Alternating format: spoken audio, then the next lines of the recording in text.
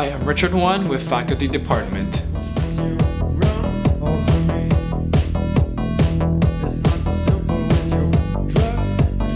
What I usually do to keep fit is I go to the gym, I lift weights and everything like that, but I usually focus on my cardio more because I want to, stay slim. For my cardio, what I usually do is I play football once or twice a week with my friends, and yeah, that's where I get most of my cardio done.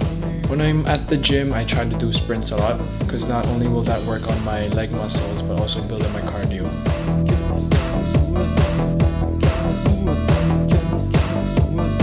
I think I do it every other day, or as much as possible. Sometimes I even jog outside or around my village, and because that's only if I don't get to play football, but I try to play football as much as I can, like probably once or twice a week, so those are where I get my cardio from.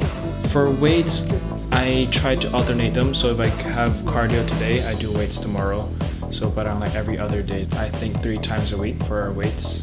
I try to eat a lot of protein. I just eat as much protein as I can because, when I go to the gym, when I work out, that's when your muscles tear apart and you need the protein to really recover.